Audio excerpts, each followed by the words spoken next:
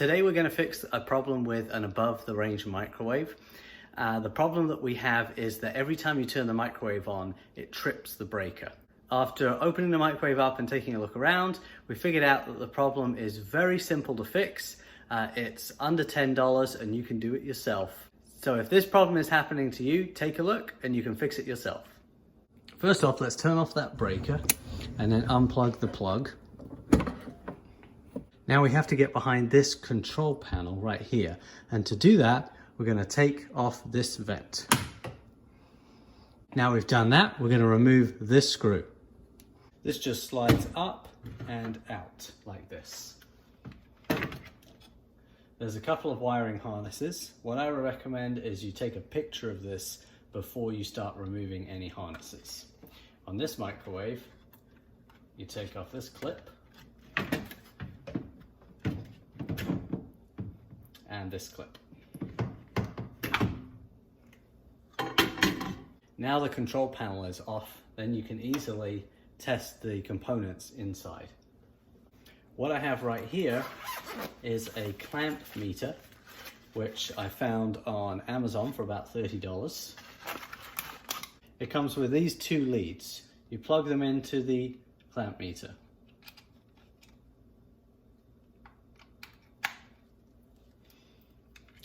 Then you turn the clamp meter to this icon. It looks like a Wi-Fi symbol. And you make sure that your setting is on this setting. Now we're going to test these three door switches with our clamp meter. And we're going to test the continuity between the two prongs of the door switches to make sure that they are actually transferring a signal between them. And that tells us whether or not they're working. There's three door switches, 1, 2, 3.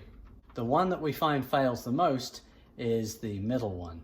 And this has actually a larger wiring harness on it. But let's start from the top. We remove the wiring harness, being very careful not to break these. And we'll test the continuity between them. We press the prongs against each other.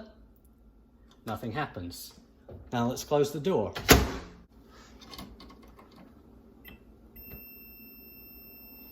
You'll hear a beep and you'll see a flash of numbers on the screen. That tells us there is a signal or electricity passing through there when the door is closed. When the door's opened, it stops. This switch is working. Now we test the bottom switch. This one's a little bit more difficult to get to.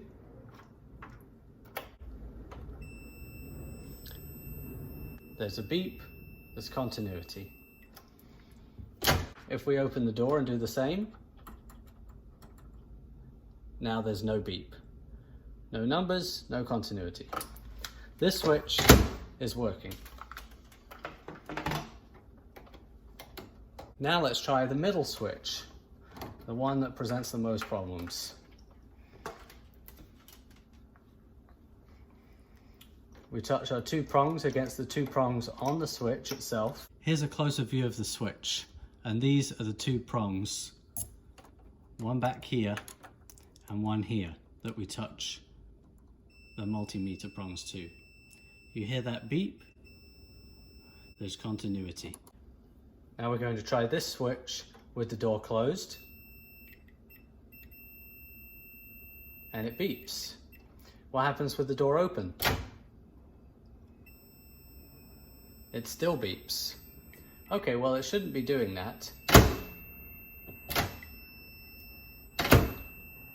That switch is obviously open constantly. This is what's causing the circuit to trip the breaker. Let's take a closer look at this switch. We have to get it out. To do this, you unscrew these two screws here and here. Now we press in this button and this section holding the door switches slides up. And it comes out the back.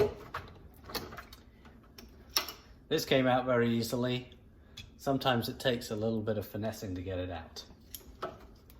This is our switch. Right in here, there's a little tab in the bottom that you have to pry away. Now our switch comes out just like this.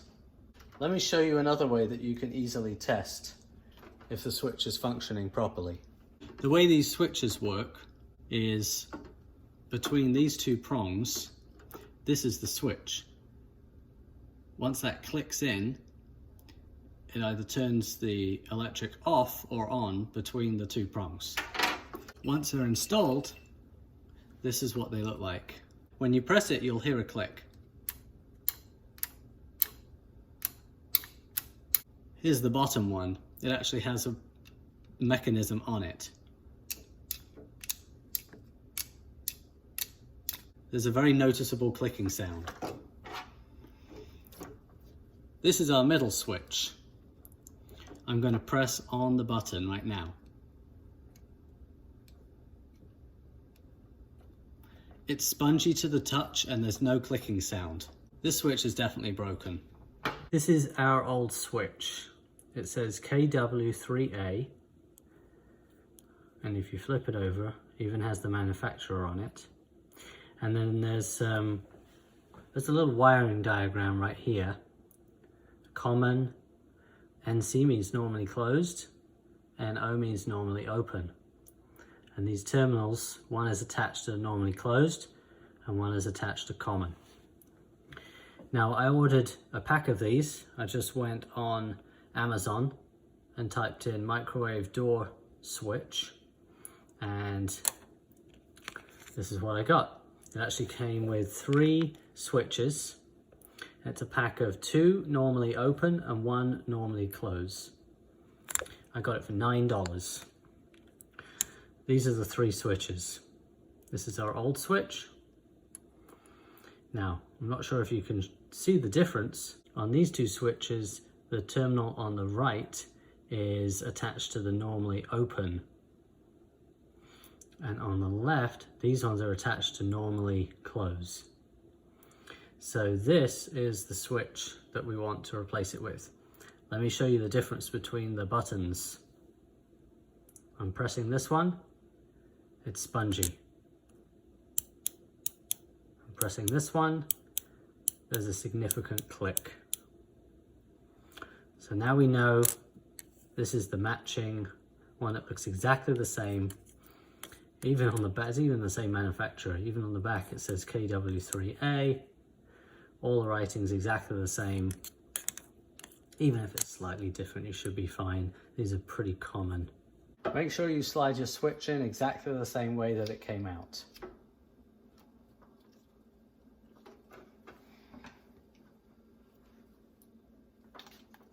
And a little prong that fits inside of the switch slides in there.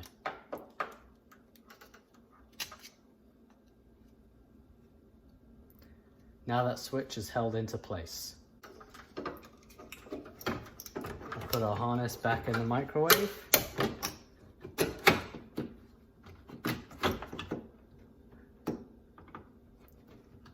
And screw it in tightly.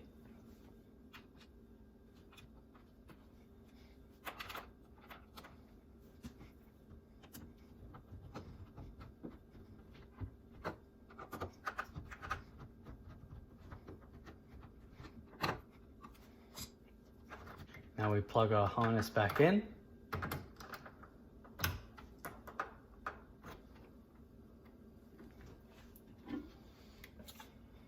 Now we get our control panel, and using the picture that we took earlier, we make sure that we line up the harnesses in the same way. White wire was on the left, black wire on the right.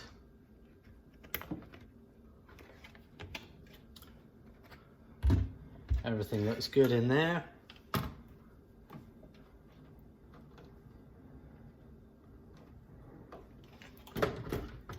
Slide this in all the way down. Now we screw our control panel back in.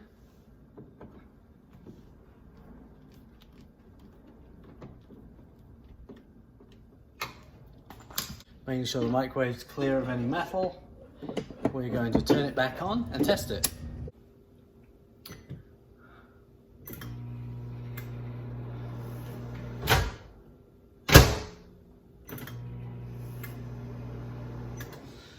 Seems to work great. So that was a great repair for about $9, and we saved having to replace the entire microwave. Just remember, be careful with electrical components, especially with microwaves that do contain capacitors. When you turn the electric off, leave it for a while so that the stored electricity dissipates before you start touching anything. And if you don't feel capable of doing it, just stop, don't do it, and either get an appliance repair technician or an electrician to do it for you. Thanks for watching. Have a great day.